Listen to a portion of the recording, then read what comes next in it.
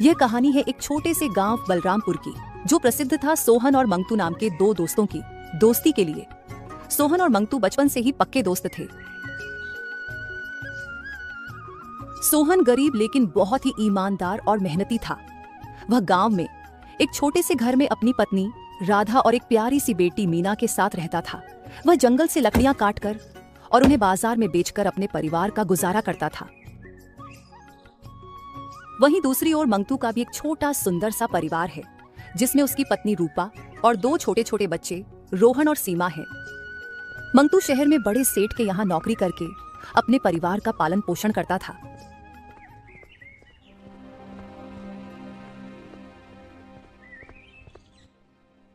अजी, आप इतना जल्दी घर कैसे आ गए आज? और आपका मुंह इतना उतरा हुआ कैसे है? सब ठीक तो है ना? अरे भाग्यवान, पता नहीं कैसा समय आ गया।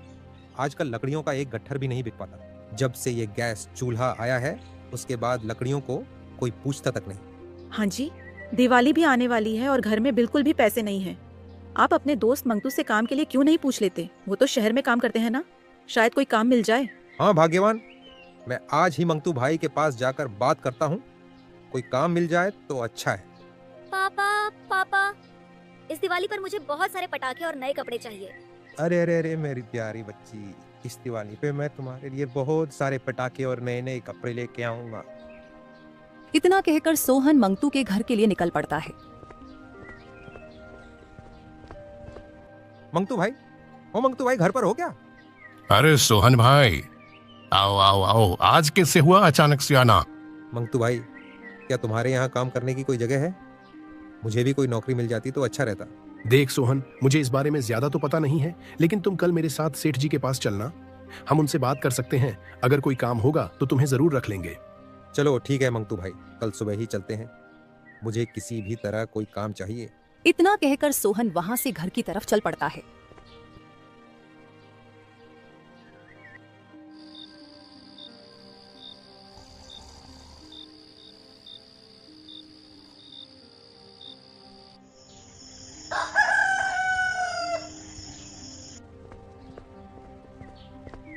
अरे सोहन भाई, आ गए तुम।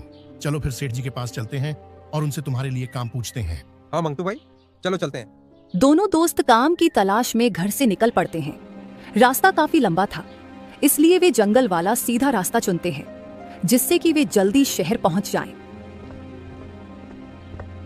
वे दोनों कुछ दूर चले ही थे कि उन्हें रास्ते में एक बूढ़ी अम्मा खड़ी दिखाई देती है। अरे अम्मा, यहाँ इतने घने जंगल में आप अकेले क्या कर रही हो? अरे बेटा, यहाँ थोड़ी ही दूर मेरा घर है। ये लकड़ियों का गट्ठर मुझसे उठाया नहीं जा रहा। अगर तुम इसे मेरे घर तक पहुँचा देते तो बहुत अच्छा होता। हाँ अम्मा, क्यों नहीं। लकड़ियों के उस गट्ठर को उठाकर सोहन और मंगतू उस बूढ़ी अम्मा के पीछे पीछे चलने लगते हैं। वे कुछ दूर चले ही थे कि तभी रास्ते में अचानक से आसमान में जोर जोर से बिजली कड़कने लगती है और बहुत तेज बारिश शुरू हो जाती है। वे जैसे तैसे करके उस तेज बारिश में ही उस बूढ़ी अम्मा की झोपड़ी तक पहुंच जाते हैं। तुम दोनों का बहुत बहुत धन्यवाद बेटा, जो तुम लोगों ने मेरी इतनी मदद करी। अम्मा, मदद करना तो हमारा फर्ज है। चलो ठीक है, अब हम चलते हैं। अरे बेटा, इतनी तेज बारिश में कहाँ जाओगे? ज्यादा भीगने से बीमार पड़ जाओगे। बारिश रुकने तक तुम लोग यहीं ठहर जाओ, फिर चले जाना। चलो ठीक है अम्मा। तुम लोग सुबह से भूखे होंगे, मैं खाना बना देती हूँ।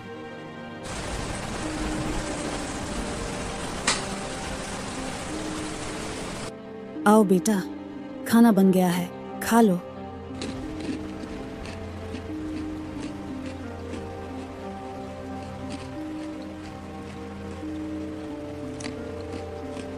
अरे वाह अम्मा, आपके हाथ में तो जादू है। कितना स्वादिष्ट खाना बनाती हो। सच में मजा आ गया खा के। अच्छा बेटा, वैसे तुम दोनों आगे कहाँ जा रहे थे? अम्मा, वो बहुत दिन से मुझे कोई काम नहीं मिल रहा था, तो शहर में कुछ काम देखने जा रहे थे। अच्छा रुको बेटा, मैं अभी आती हूँ। थोड़ी देर बाद अम्मा एक बक्सा लेकर आती है। तुम दोनों ने मेरी बहुत मदद करी बेटा, और अपनी गरीबी के बारे में बताया, इसीलिए मैं तुम्हें कुछ देना चाहती हूँ। ये लो, इसमें मेरी जीवन भर की कमाई है बेटा। तुम दोनों इसको आधा आधा बांट लेना। बूढ़ी अम्मा वो बक्सा उन दोनों को थमा देती हैं। वे जैसे ही उस बक्से को खोलते हैं तो उनकी आंखें फटी की फटी रह जाती है, क्योंकि वह बक्सा सोने के सिक्कों से भरा था। अरे अम्मा, इतने सारे सोने के सिक्के! हाँ बेटा, इससे तुम्हारी गरीबी दूर हो जाएगी। तुम दोनों इसको आधा आधा बांट लेना। अम्मा, इस कीमती उपहार के लिए आपका बहुत बहुत शुक्रिया। अब हम चलते हैं। ठीक है बेटा, ध्यान से जाना।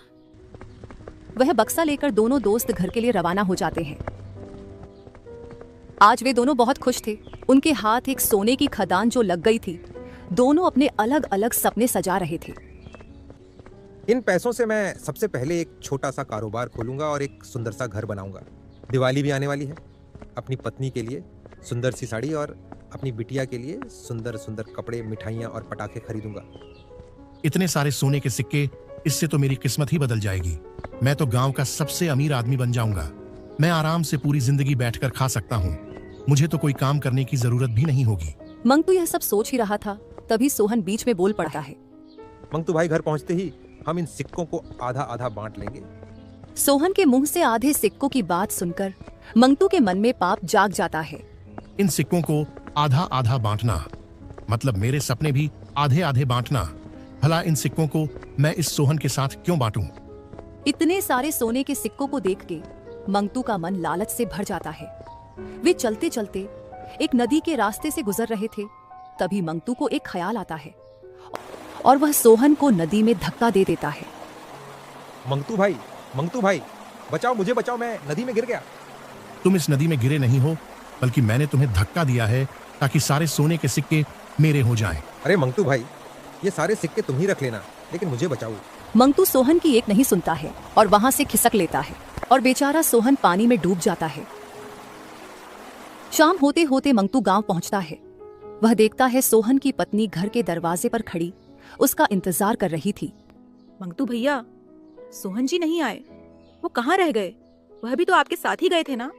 हाँ राधा बहन, हम साथ ही गए थे और सेठ जी ने उसे कल काम पर आने को भी बोल दिया था।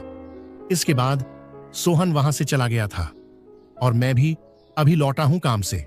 मुझे समझ नहीं आ रहा, वे कहाँ हैं? वो ठीक तो होंगे ना? मेरा दिल बहुत घबरा रहा है। आप ज्यादा फिक्र मत करो बहन जी। क्या पता वह कोई दूसरा काम देखने चला गया हो और ज्यादा रात होने की वजह से वहीं पर रुक गया हो। आप सुबह तक इंतजार कीजिए, मुझे पक्का विश्वास है वह सुबह तक आ जाएगा। सारी बातें छुपाते हुए मंगतू अपने घर के लिए निकल पड़ता है।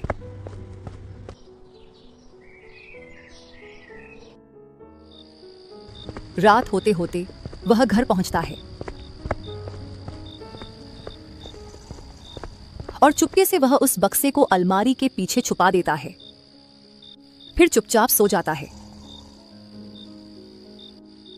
और उधर सोहन की पत्नी ने पूरी रात अपने पति के आने के इंतजार में गुजार दी।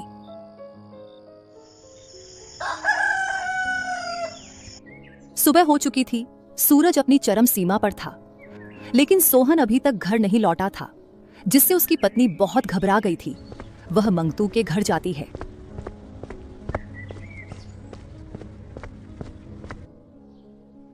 मंगतू भैया, ओ मंगतू भैया। भैया, सोहन जी अभी तक घर नहीं आए हैं। मुझे समझ नहीं आ रहा वे कहाँ गए। वो ठीक तो होंगे ना? मेरा दिल बहुत घबरा रहा है। मंगतू परेशान होने का दिखावा करता है और कहता है, आप चिंता मत करो राधा बहन, मैं अभी जाकर सोहन का पता लगाता हूँ और उसे अपने साथ लेकर आता हूँ। राधा को झूठी दिलासा देकर मंगतू वहां से चला जाता है और गांव के बाहर एक पेड़ के नीचे जाकर बैठ जाता है। सोहन तो अब शायद कभी नहीं आएगा। राधा बहन जी, अब आपको पूरी जिंदगी ऐसे ही काटनी पड़ेगी। थोड़ी देर यही रुकता हूँ, बाद में जाकर कह दूंगा कि मैंने सोहन को बहुत ढूंढा, लेकिन वह कहीं नहीं मिला, और उसके बाद मैं उन सोने के सिक्कों को बेचकर बहुत सारे पैसे कमा लूंगा और गांव का सबसे अमीर आदमी बन जाऊंगा। मंगतू वहां थोड़ी देर आराम करता है और आराम करने के 5-6 घंटे बाद वह फिर अपने घर के लिए निकल पड़ता है।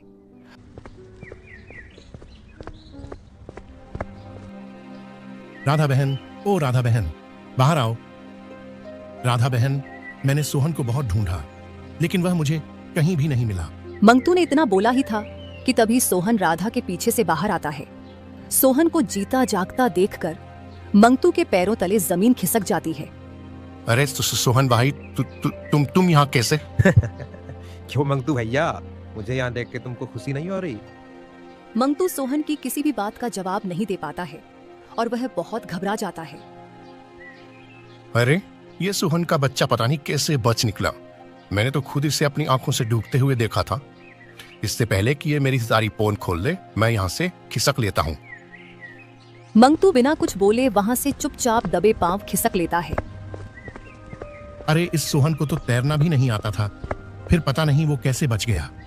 मैं एक काम करता हूँ, उन सोने के सिक्कों को लेकर अपनी पत्नी के साथ कहीं दूर चला जाता हूँ। मंगतू हड़बड़ाहट में जल्दी जल्दी घर आया और उस बक्से को संभालता है।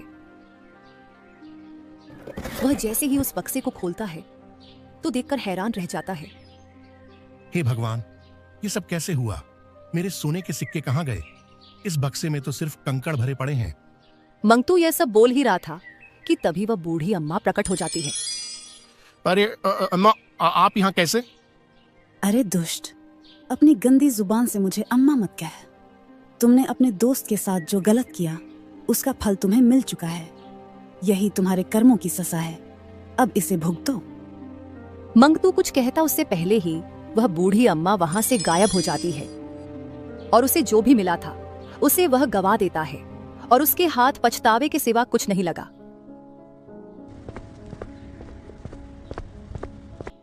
क्या करूं? मेरे साथ जो हुआ उस बारे में राधा को बताऊं या नहीं? अगर मैंने इसको बता दिया तो ये पक्का मंगतू को पुलिस को पकड़ा देगी और बेचारे उसके बच्चे भूखे मर जाएंगे, क्योंकि वही तो अकेला कमाने वाला है। सोहन ये सब सोच ही रहा था कि तभी वह बूढ़ी अम्मा वहां प्रकट हो जाती है। अरे अम्मा, आप यहाँ कैसे? और आपको मेरे घर का पता कैसे? बेटा, मैं हर जगह आ जा सकती हूँ और मुझे हर जगह का पता मालूम रहता है। इतना कहकर वह बूढ़ी अम्मा लक्ष्मी माता के रूप में बदल जाती है और उसके हाथ में वही सोने के सिक्कों वाला बक्सा था।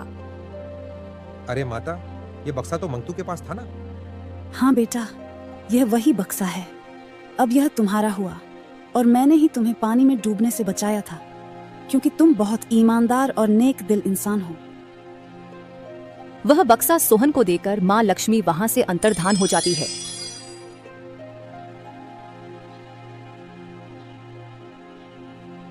और एक सुंदर सा घर भी खरीद लेता है। दिवाली आती है। सोहन अपनी पत्नी के लिए नई साड़ी और अपनी बिटिया के लिए सुंदर सुंदर कपड़े, पटाखे और मिठाइयां लाता है। वे खुशी खुशी दिवाली का त्योहार मनाते हैं और उन्होंने जो भी सपने देखे थे उनको पूरा करते हैं।